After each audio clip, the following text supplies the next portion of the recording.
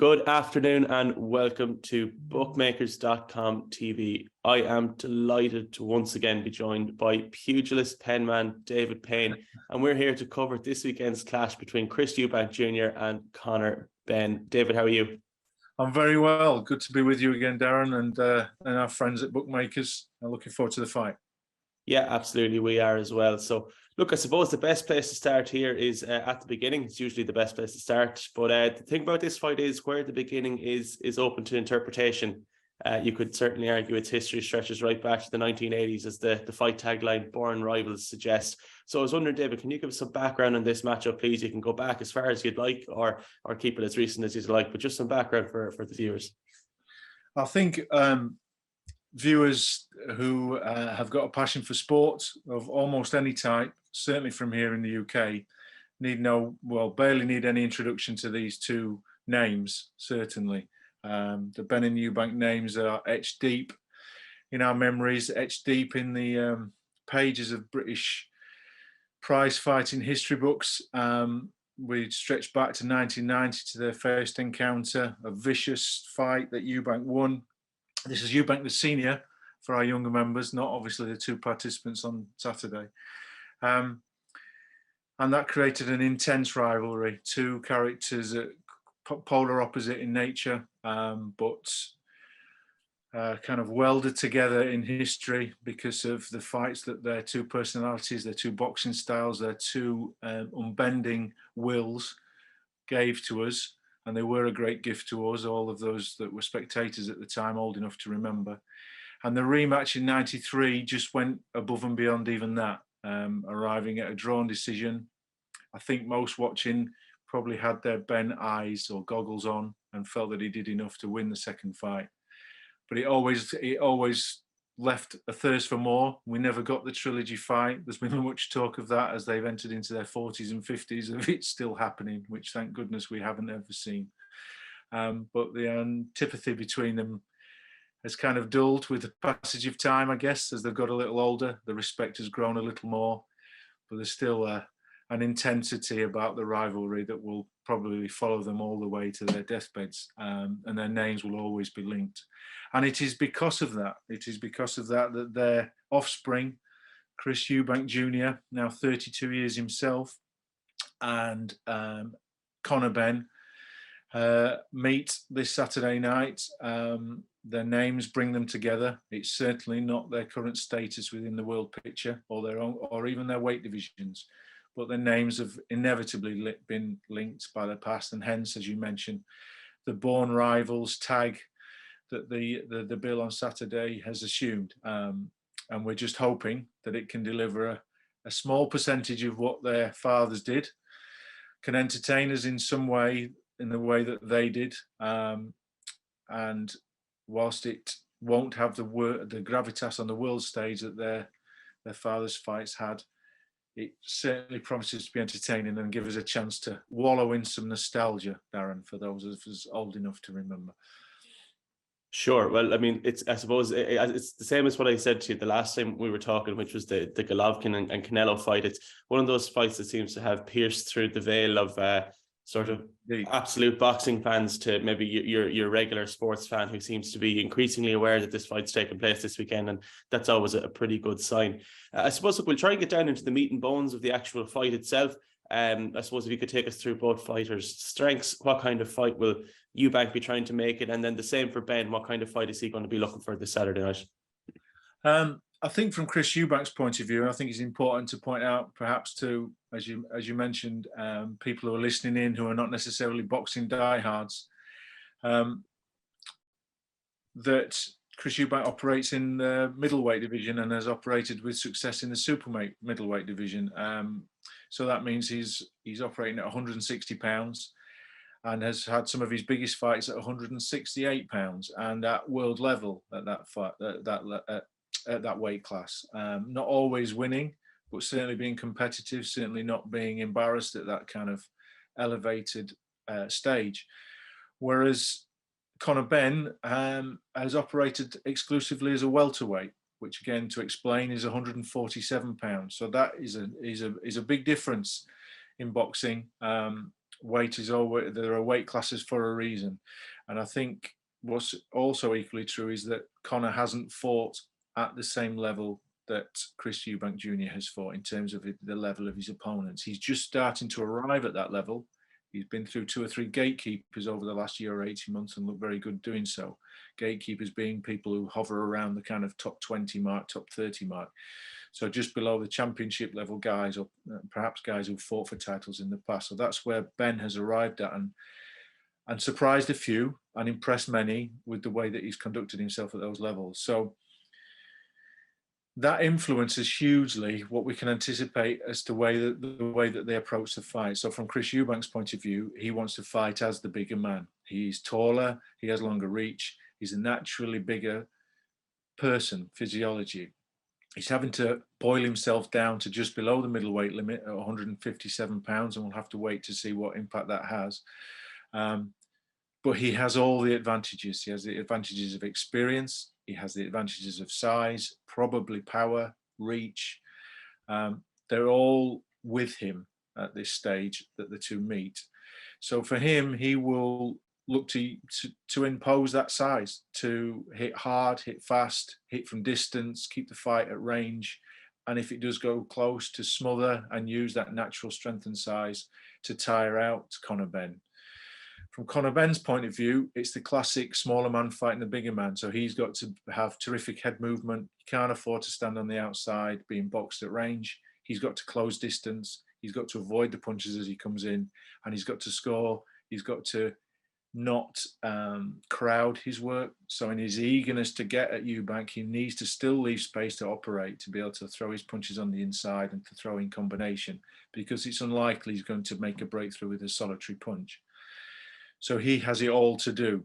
He has all the disadvantages. The advantage he possibly has is youth. Eubank is now 32, but he's a very lightly travelled 32. He's not someone with 50, 60 fights behind him. He's had periods of inactivity, and he's never really taken a beating in any fight, even at the exalted levels that he's dared to go to. So they're the kind of styles that they arrive with, and they're the kind of levels that they're at in terms of opponent. So yeah, the advantages lay with Eubank, and it will be interesting to see if Ben can find a way around those, given his lack of experience and the size disadvantages that he's at. Fair, yeah, and it's actually something I was roll on to my next question. It's something you kind of alluded to there, is Ben has gone through a sort of, as you said, he's gone through several gatekeepers in the last 18 to 24 months, and that is actually the question I had for you. He seems to have had a somewhat slower start to his career. I think even Eddie Hearn even acknowledged that himself, that perhaps that Ben's start to his career wasn't exactly stellar. Obviously, I don't think either fighter had a stellar amateur career either, which you so often see these days. But in Ben's case, he seems to have come on leaps and bounds in the last 18 to 24 months. I mean, can you offer some insight into that and maybe perhaps explain where the improvement has come from, or whether he was always that good and running just now starting to notice it? I think Conor Benn deserves an enormous amount of credit for the progress that he's made in the last 2 years or so, going back probably to the Sebastian Formella fight in 2019, I think that was. His first fight with someone of approaching European title level, and he boxed very well in that fight and showed a lot more control than he'd shown early in his career. The comments you make about Eddie Hearn's commentary on his early career, Eddie acknowledged that, I think, after one of those kind of breakout performances that we've referenced there, which said that when they began, it was a bit of a nod and a wink. Oh, shall we have a go at this? Let's make a few quid, have a bit of fun, see where it goes. That's how it kind of began, the whole Conor Benn story. He's obviously blessed with good genetics. He is blessed with speed. And for all of his upbringing in a wealthy surroundings at the knee of a dad who was very successful and could give him all that he wanted, he has somehow retained an intensity that his father had, that kind of desire to prove himself, that desire to go through the pain barrier and make his own mark in the world. And Nigel was as often tells the story of how he would never give him money as a kid. He had to earn everything that he got, and I think that's shaped his personality and retained some of that truth and reality that Ben always had. And I think there was a point, perhaps just pre-pandemic, when he had that good performance against Formella, having been erratic, reckless in his early fights, a kind of a facsimile of bits and pieces of his dad's style, the haircuts, the black shorts, they're just trying to paint a picture for people to look through and squint through and remember his father. But he's emerged as his own fighter since then. And I think Tony Sims, was a massive part of Nigel's career and he's now Conor's trainer, deserves a great deal of credit too, because he's developed him exponentially over the last 2 years. I think perhaps lockdown was a factor. They could lock themselves away, focus entirely on the boxing, and he's developed tremendously. And to me, this fight, whilst I understand it, whilst I look forward to it, whilst it will be incredibly enjoyable as an experience, I'm sure, for everyone, there is a little part of me that wonders at the wisdom of this for Conor Benn, because he really has begun to emerge as a welterweight of note in his own right. I think Ring Magazine now rate him in the top 10 as well at welterweight, which shows he's being taken seriously, and he's now on the cusp.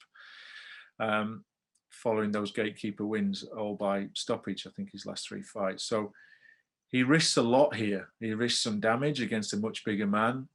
There's not a lot to gain within his division by beating Eubank because it's outside his division. So there is a lot to risk here, and obviously he risks losing. He risks continuing that kind of bitterness of a defeat and a draw that his father experienced and has had to live with since. So there's a lot at risk, but he deserves great credit, as always, for taking a fight against a bigger man. I always respect someone who's willing to do that, to dare, and for what he's become as a fighter over the last 2 years. That's very, I suppose, it's the potential of 3 steps forward for Ben and perhaps 1 step back if this weekend doesn't go his way. And as you said, with maybe not the potential upside that you'd want for such a risk. But I suppose I'm going to try and wrap us up here. We've covered the fight in some detail, and it's going to be what everyone is here for. I'm going to push you for a prediction. How do you see the fight going? And depending on the result, what can we expect the aftermath of this clash to be? I think I wrote in the article for bookmakers that there's an old truth that's often, it's a cliche, if you will, that's trotted out around fights like this, that a good big un tends to beat a good little un, and it's hard to see past the weight and size advantages that Eubank enjoys. It almost seems unfair.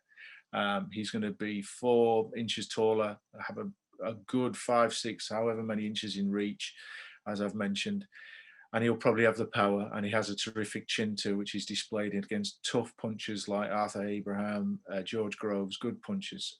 So it's very hard to see anything other than a Eubank win, and I think the odds reflect that, and I think they probably should be shorter than they are. And I'm minded to believe that Ben's desire, his speed, the fact that Eubank tends to start slow, usually, maybe different for this, but he tends to start slow, might get Ben to the second half of the fight. But I can't see anything other than a Eubank win, and I'm minded to believe that there will be a stoppage. Whether that's a saviour from Tony Sims in the corner, who can recognise that it's better to wait and save Conor for another day, or whether there's a ref intervention, or whether there's something more dramatic. But I think there'll be a stoppage in the second half of the fight, and I think Eubank wins. In terms of aftermath, on that basis, there probably won't be much call for a rematch or anything like that, and they'll go back to their respective careers. Eubank needs to hurry up and try and make a mark for himself at middleweight or super middleweight before it's too late. And hopefully Conor Benn is intact, reputation not too damaged, and he can return to a more natural division of welterweight, presumably, if the jump to 157 doesn't mean that becomes difficult, which can happen sometimes. But he goes back to welterweight and finds that next progressive fight in the new year that gets him towards a title shot in a picture that's a bit stagnant at the top and ready for some new blood. So hopefully both can have a good ending and a good next fight and a good 2023. Absolutely, yeah. I think it's an age-old adage in sport in general. You can't teach size, unfortunately, as much as all as you can teach talent.